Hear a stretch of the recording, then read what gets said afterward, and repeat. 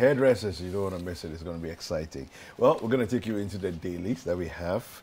And on the front page of the daily graphic, we have SNIT removes 21,000 ghost pensioners.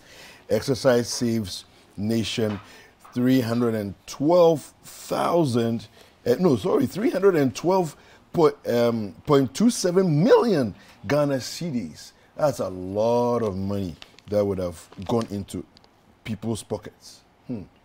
You know, from this headline here, 21,000 ghost names. Can you imagine how long people have been benefiting illegally? Exactly. For me, I think that, you know, we lose a lot of money through these kind of loopholes, you know, so money's going into the pockets of wrong people, not checking the system properly to, you know, tidy up these kind of loose ends. And this is how we lose money. Because if we are looking at generating revenue from taxes on things like e-levy, you know, from toll collections and all, you can imagine how much this is costing us. Always believed in stem the wastage, cut the wastage. Exactly. If we cut the wastage, we will discover suddenly we have a lot more money to work with. Because we are losing too much, you know, and nobody seems to be checking. Parliament to decide Adjoa Safo's fate today. I hope they don't drag this any longer, because this thing should have been done at Privileges Committee level. Anyway, e-levy yields 993.7 million Ghana cedi in 2 months, and target adjusted to 611 million. Okay. Parliament okays loan for Swami interchange, including 3 bridges. All right. Now, moving on to the Ghanaian Times, power theft through a legal connection. ECG gets tough with customers to begin meter audit from Monday.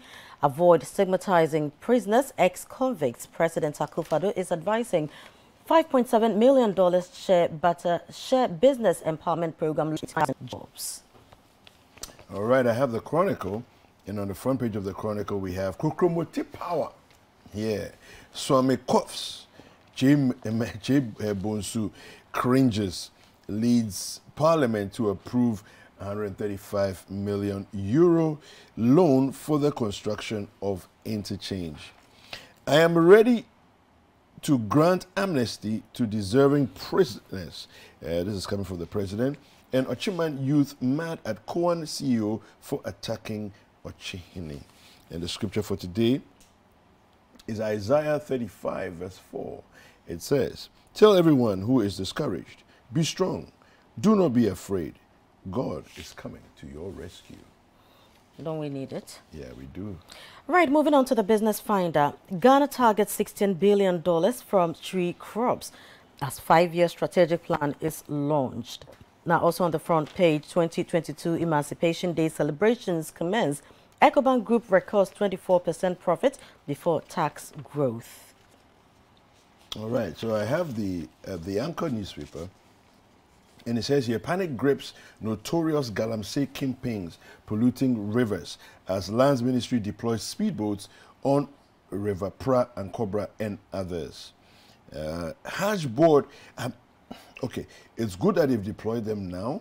I'm wondering what took them so long, because you're on a river. You are saying that people are running away.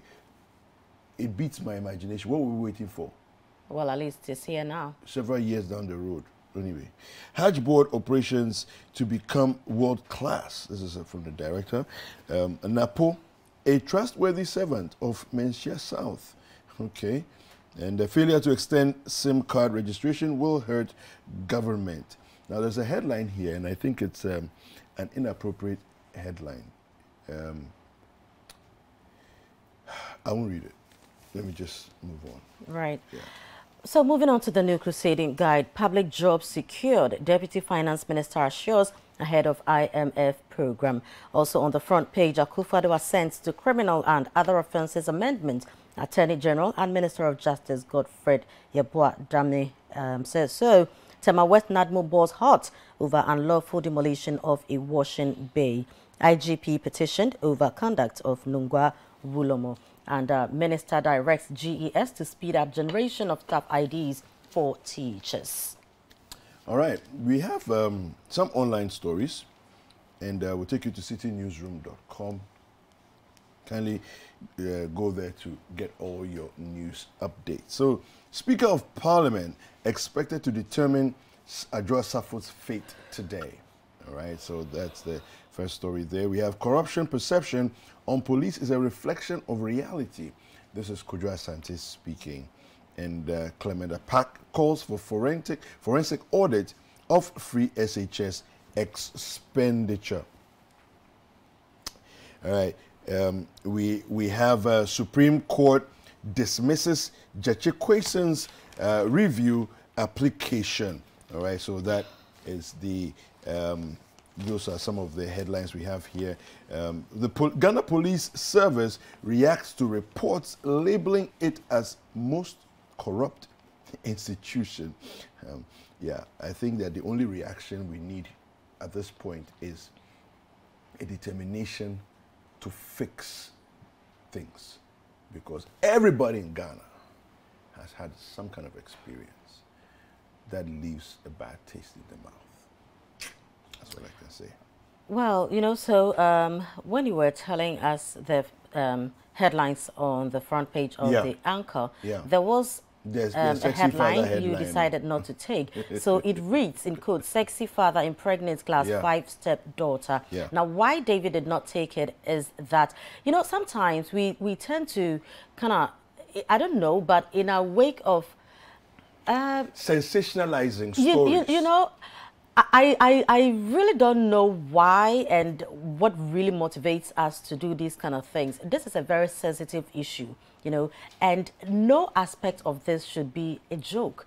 We don't need to laugh about any aspect of it, including what you write as a headline. And I think that this is very insensitive. The way sometimes we oversimplify, we trivialize some of these things. In fact, in this country, everything seems like a joke to us. We feel we can laugh about everything.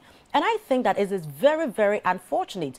A father has raped his daughter, and you think you could give it, you know, some kind of funny headline for who to laugh.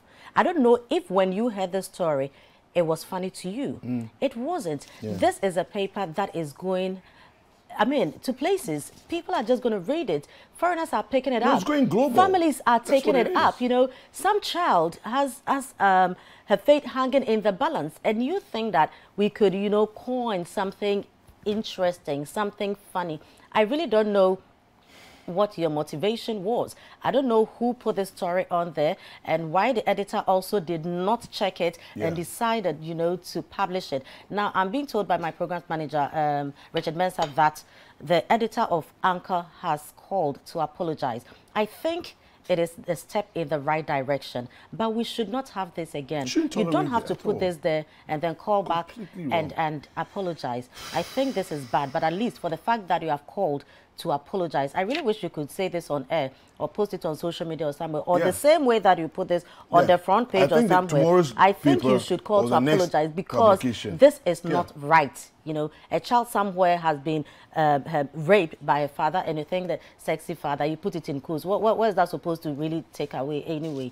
This is not good. Newspapers, I mean, journalists, all of us, media houses, most of the time we find ourselves in this kind of situation. Let's be a bit sensitive in addressing some of these things. It's not cool, honestly, it's not. You have apologized, we are forgiving you, don't do it again.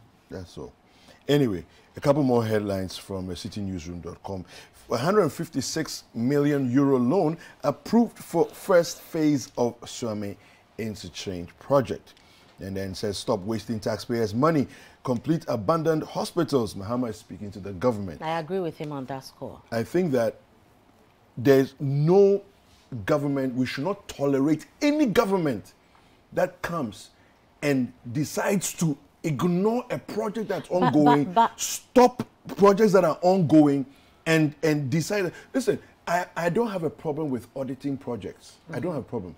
But do not stop them from progressing.